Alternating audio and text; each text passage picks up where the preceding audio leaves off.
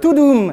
Tout ce que vous allez voir ce soir est basé sur une histoire vraie. Je vais commencer par me présenter. Moi, je m'appelle Mathieu Parizeau. Comme vous avez pu le voir, je suis un des organisateurs des Human Talk. Je suis brandé ce soir. Je travaille aussi chez Mano Mano. Mais ce que je vais vous raconter ce soir n'a absolument rien à voir avec ni l'un ni l'autre. Je vais vous raconter comment j'ai liquidé ma boîte. Bon, bah voilà, heureusement, c'était pas Mano Mano, hein, parce que du coup, là, j'aurais eu des gros soucis. Mais du coup, voilà. Donc, tout ça, ça commence il y a à peu près 7 ans. J'étais freelance, mais j'avais envie de retourner dans une boîte. J'avais jamais fait de start-up. Du coup, j'ai commencé à chercher des petites start-up sympas. Et donc, je suis contacté par quelqu'un, un Français qui est expatrié aux États-Unis et qui est en train de monter une start-up from scratch avec un Américain dans le domaine de l'e-santé, un truc, bon, rien à voir avec Doctolib hein, pour le coup, mais un truc vraiment super motivant, bon contexte et tout, super intéressant, bah allons-y, banco. Donc me voilà dans la Silicon Valley. Bon, en fait, j'étais pas dans la Silicon Valley parce que je bossais en France, la boîte elle était à Austin, mais c'était quand même cool, c'était quand même une start-up, donc on s'est quand même bien amusé. Ça reste une start-up, hein. Il y a des bons côtés, des mauvais côtés, ça change tout le temps, on fait beaucoup d'heures, beaucoup de pression, on ne sait pas trop où on va, on n'a pas de clients, il faut lever de l'argent, tout ça, bon. Mais globalement, ça se passait assez bien. Mais là, je suis en train de vous raconter une histoire. Et si vous étiez peut-être venu le mois dernier, ben dans toute histoire, il faut un vilain, en fait. Et le vilain, aujourd'hui, on va l'appeler Elon. En fait, Elon, c'est le CEO de la boîte, c'est celui qui l'a lancé. Il se trouve que c'est pas choisi au hasard, c'était son idole. Hein. Et comme tous les grands visionnaires, bah, du coup, il a plein d'idées. C'est quelqu'un de brillant, capable de vendre un projet, on a envie de travailler avec lui, on a envie de tout sacrifier pour lui, mais dans sa tête c'est un peu le bazar, du coup ça change beaucoup en fonction des gens qu'il a vus, des priorités, donc il va débarquer un matin, il faut faire ça en urgence, ah mais ça on n'en veut pas, c'est nul en fait, pourquoi vous l'avez fait? Bah tu nous l'as demandé hier.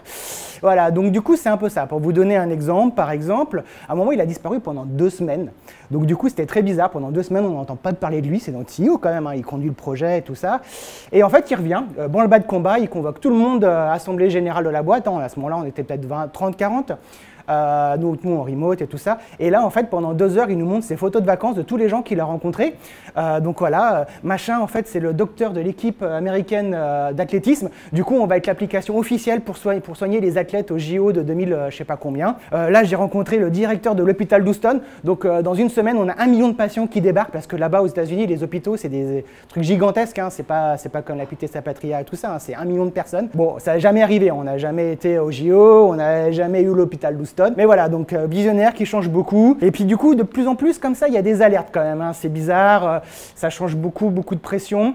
Au final, du coup, les ennuis commencent à arriver aussi petit à petit. On n'a pas trop de clients. Le CTO, donc, qui était le Français qui nous avait embauché, il s'est fait dégager un peu violemment. D'autres personnes se sont fait dégager un peu violemment. Là, on est dans une situation, globalement, où on a 5 développeurs en France, assez autonomes, ça se passe assez bien, on s'entend bien. 4-5 développeurs aux États-Unis et tout l'opérationnel aux États-Unis. Le Français qui est remplacé par un Américain, du coup, évidemment, la balance des pouvoirs qui se déplace aux États-Unis. Petit à petit, notre autonomie qui se réduit, on a moins le contrôle sur les recrutements et tout ça. Donc vous sentez le truc venir, on va fermer l'antenne française. Nous, on s'y attend, on s'y prépare, tout va bien. Et en fait, en effet, le coup près tombe. Sauf qu'en fait, le coup près, il ne tombe pas en forme, on licencie, voilà, l'entretien préalable, etc. Le coup près, il tombe sous la forme d'un deal qui est fait à la personne qui gère la boîte française. Et du coup, le deal est très simple. En échange de beaucoup d'argent, tu abandonnes la boîte. Très sympa comme deal, il se trouve que c'est tout à fait illégal. Hein. Si on vous propose ça, dites non, hein, vous risquez des très gros problèmes, qu'évidemment la personne a dit non.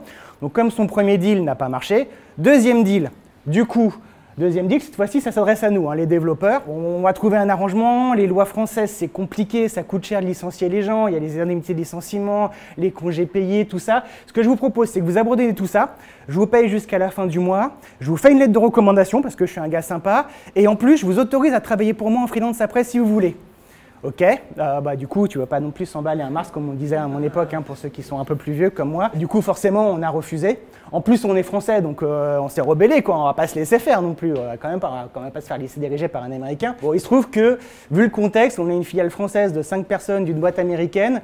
Sur les comptes, on a juste de quoi finir la fin du mois. Et tous les mois sont reversés l'équivalent de nos frais opérationnels, donc les salaires, les frais de comptabilité et tout ça. Donc, on ne peut pas trop non plus se rebeller, faire quoi que ce soit. Donc en fait, on décide de tout simplement voir ce qu'on peut faire pour s'aborder notre boîte avant que ça soit trop le bordel, quoi. Avant qu'on se retrouve le bec dans l'eau. Et donc tout simplement, on liquide notre boîte. Alors comment ça marche liquider une boîte? Nous on n'en sait rien, on est développeur, on n'est pas juriste, donc on fait comme tout le monde, on va voir sur Google et on se renseigne. Du coup, comment ça se passe? Il faut savoir que si vous liquidez pas votre boîte, elle va s'auto-liquider toute seule quand le premier créancier dit hey, je suis censé être payé mais j'ai pas été payé. Et là, à partir de là, l'action de liquidation se met en place, mais ça prend du temps. Donc c'est-à-dire qu'à partir du moment où on n'aurait pas pu toucher nos salaires, on aurait probablement été les premiers créanciers à râler. Et ben, du coup, à partir de là, à ce moment-là, la liquidation se met en place. Donc c'est-à-dire fin du mois, on avait nos salaires, donc il faut attendre la fin du mois d'après et encore probablement 2-3 mois de liquidation. Donc ça aurait été 5 mois de cauchemar. Ce qu'on a appris assez vite, c'est qu'en fait, pour liquider une boîte, il n'y a pas besoin d'attendre qu'elle ait fait faillite. Et c'est même recommandé de liquider une boîte quand il y a encore de l'argent sur les comptes. Parce que du coup, ça rend la liquidation beaucoup plus facile. Le but d'une liquidation, c'est de rembourser les créanciers. Dans une petite filiale de start-up américaine, les créanciers, bah, c'est les salaires, donc c'est nous, c'est les salariés. Donc on a tout intérêt à liquider notre boîte tout seul dans notre coin. Bon, il se trouve que on fait ça un peu en secret, on monte un petit plan parce que voilà, on est des gens sérieux aussi, on continue à bosser, toujours au taquet, on continue à faire des heures sup et tout, un peu con, mais bon, on y va quoi. On est motivé, on aime bien notre boîte, on veut pas abandonner les Américains, ils nous ont rien fait, les autres, il y a vraiment que le CEO qui nous en veut, enfin, à qui on en veut un peu quoi. Donc on continue à bosser ça, on fait ça dans notre coin et notre but est simple, on est en début de mois, on a de l'argent de quoi tenir jusqu'à la fin du mois, donc du coup, bah, on y va et on s'organise pour liquider pour que ça tombe à la fin du mois. Donc du coup, on y va, hop. Donc pour la liquidation, il y a tout un tas de trucs. Il faut déposer un dossier au greffe du tribunal de commerce. Après, il faut avoir le jugement et après la liquidation, etc. Donc on calcule ça, on prend un peu de marge, ça tombe en milieu de mois, tout va bien. Comme on n'est pas non plus super serein sur ce qu'on fait, on fait appel à un avocat. Donc on contacte un avocat qui est très spécialisé dans le droit du travail. Voilà, il nous accompagne, c'est assez cool, notamment le jour du jugement, parce que je vous avoue qu'on ne faisait pas trop les fiers tout seul dans le tribunal. Hein. Moi, c'est la première fois que j'allais au tribunal, alors j'avais un peu cette image-là. Il se trouve que le droit du commerce, c'est un peu particulier, le tribunal de commerce. Hein. Les juges, ce sont des gens qui sont élus, qui sont souvent des anciens commerçants ou des anciens dirigeants de sociétés. Donc ce n'est pas des juges professionnels tels que vous les connaissez, il n'y a pas de juré, vous êtes dans une petite salle, même pas plus petite qu'ici, c'est très rapide, il y a 200 liquidations à faire dans la journée, ça passe à la chaîne, c'est très violent.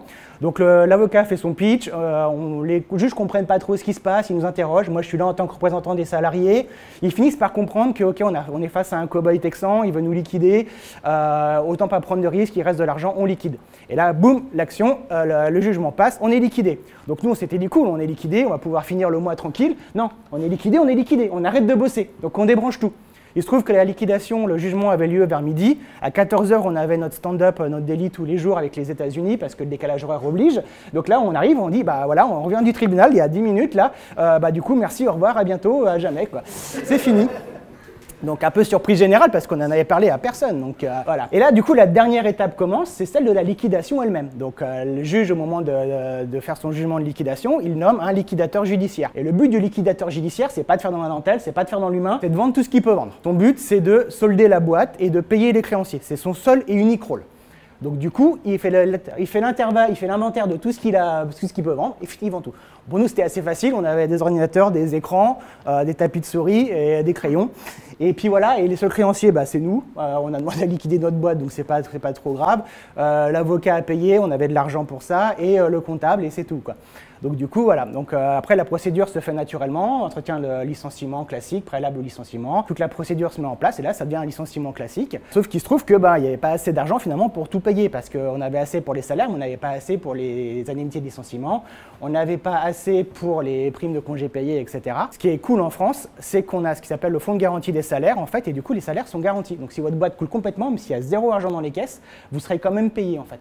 Alors on a dû quand même s'asseoir sur une partie de nos primes sur objectifs et tout ça, mais dans les cotisations que vous avez sur votre fiche de paye, sur lesquelles vous n'êtes probablement pas content, il y a une ligne en fait qui est participation au fonds de garantie des salaires qui vous garantit ça en fait. Et après, charge au liquidateur ou au fonds de garantie des salaires de se retourner contre ceux qui doivent de l'argent à la boîte, donc là en l'occurrence les États-Unis, pour récupérer l'argent. Donc je ne pense pas qu'il l'ait fait, mais du coup c'est comme ça que ça se passe. Donc nous on a pu tout toucher, ça a pris globalement au total ça a dû prendre 2 mois et demi si je me souviens bien, dont un mois de liquidation, le temps de faire tous les papiers parce qu'il y a des intervalles pour un licenciement, quand ça se fait pas en 2 coups de cuillère à peau. Nous on était dans les starting blocks prêts à être on attendait notre quête parce qu'évidemment on a la chance d'être informaticien, donc on avait tous retrouvé des boulots.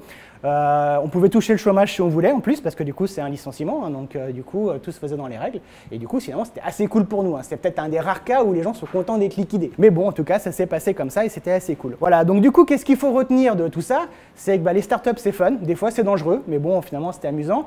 Quelque quelque part maintenant je rigole et c'est une expérience assez folle. La liquidation en fait, c'est quelque chose qui n'est pas très humain hein, de manière générale. En France c'est quand même quelque chose que j'ai trouvé assez violent, même nous on y allait de bonne volonté, quand on voulait être liquidé et même comme ça on s'est heurté à des murs. Donc ça ne doit pas être facile quand vous ne voulez pas vous faire liquider en fait. Donc voilà, moi, je vous conseille de prendre un avocat, surtout si c'est la première fois. Faites-le, c'est dur des fois de liquider sa boîte alors qu'il reste encore un peu d'argent.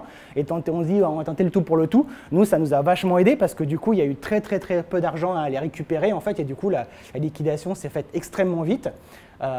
Et du coup voilà. Et c'est tout, je ne sais pas si vous avez des questions pour faire l'interview. Merci. Comment on a liquidé en tant que créancier ou en tant que propriétaire? Du coup, la personne qui gérait l'antenne en France, en fait, avait les droits de pouvoir le faire. Du coup, c'est elle qui a pris les devants. Du coup, c'est ce qui nous a évité de devoir attendre que justement les créances soient validées, etc. Et c'est pour ça que ça a été très vite. Et c'est ce qu'on voulait parce qu'on voulait tous sortir de là en fait le plus vite possible, quoi. Sans prud'homme. Non, sans prud'homme, sans rien, on était tous d'accord, on a tous signé les accords, voilà, parce qu'on s'est tous mis d'accord avant et on voulait surtout pas que ça dure. On avait tous un boulot qui nous attendait en fait derrière, donc on avait pris les devants, on était déjà en train de faire les entretiens quand lors de la première, sur le slide du premier deal en fait, on était sur 5, on était déjà 2 à avoir commencé les entretiens et les 3 autres ils ont commencé dans la foulée et du coup comme ça prend 2 mois, en 2 mois en informatique, si tu es un peu motivé, tu as trouvé sans problème, on avait tous trouvé des jobs qui nous plaisaient donc. Du coup, on voulait, au contraire, c'était nous qui mettions la pression aux liquidateurs pour avoir les lettres de licenciement, parce que ça prenait un temps fou, en fait, parce qu'il y a une procédure, malheureusement. Voilà. Alors, première question, du coup, c'est pourquoi liquider au lieu d'être licencié? Alors, pour nous, ça revient au même, sauf qu'on a gagné beaucoup de temps. En fait, on n'aurait pas été licencié parce qu'il n'aurait pas fermé la boîte. Il aurait arrêté de verser de l'argent sur les comptes français. Du coup, on n'aurait pas pu être payé. Il aurait fallu qu'on se déclare créancier. Et du coup, là, ça déclenche la même procédure de liquidation, mais plus tard et plus compliquée. Parce que du coup, il y a plus de trucs, parce qu'il y a plus d'argent, etc. Mais ça aurait revenu exactement même. Parce qu'ils ne voulaient pas nous licencier, parce que ça coûtait trop cher. Et démissionner? Démissionner, on perdait plein de trucs, donc du coup, ça ne nous intéressait pas. La question, c'est pour tous les travailleurs qui sont en remote avec des boîtes internationales, comment ne pas tomber dans ce piège-là? En fait, la première protection, c'est signer des contrats de droit français. Du coup, vous êtes protégé par le droit français, donc vous avez le chômage, l'assurance maladie, le fonds de garantie des salaires, etc. Donc soyez le mieux, c'est d'être freelance dans une boîte française, soit d'être freelance et du coup vous avez un contrat français parce que vous êtes dans le droit français, soit vous êtes dans une boîte étrangère et du coup il vous faut un contrat français. Si vous êtes dans une boîte étrangère et que vous avez un contrat étranger, là après c'est vous risques et périls parce que du coup vous êtes sujet à la loi étrangère. Donc si vous êtes sur la loi du Texas, c'est 2 semaines de préavis. Le jugement là-bas qui est complètement dans le sens de l'employeur, il faisait des calculs en fait pour combien il pouvait donner, le minimum qu'il pouvait donner aux gens pour les virer sans qu'ils aillent porter plainte au Texas. Et en France, on peut se dire, c'est les prud'hommes et tout ça, donc c'était, vous imaginez probablement plusieurs milliers d'euros, mais c'était des montants plus petits que ça, parce que c'était 2 semaines de préavis sur lesquels ils s'asseyaient en fait. Donc du coup, voilà, au Texas, c'est 2 semaines de préavis sur lesquels il peut s'asseoir, et pour attaquer, ça coûte cher et c'est compliqué. Sans compter que vous êtes à l'étranger, donc il vous faut un avocat texan. Donc après, voilà, il n'y a rien que vous puissiez faire pour vous protéger, à part connaître le droit et prendre un risque. Après, c'est un risque. Hein. Et puis, techniquement, en informatique, est-ce que c'est un si grand risque que ça? Nous, on l'a fait pour avoir nos indemnités de licenciement. Il y avait, ce qu'on n'a pas touché en prime, on l'a touché en indemnité de licenciement, donc ça s'équilibrait. C'est pour ça qu'on n'a pas cherché. On aurait pu attaquer en prud'homme le liquidateur pour avoir nos indemnités, etc. Enfin, nos primes et tout ça. Bon, à un moment, c'est bon. Mais du coup, il y a plein de petites choses comme ça que tu peux faire, mais dans tous les cas, tu es toujours sujet au droit du contrat que tu signes. Donc, bien connaître le droit du contrat que tu signes. De toute façon, quand tu travailles en France, c'est un contrat de droit français, tu peux faire. Voilà, du coup, quelqu'un signale que quand tu travailles en France, c'est forcément un contrat de droit français, donc du coup, tu es protégé, quoi. Enfin, ça, je ne sais pas, donc voilà. Mais...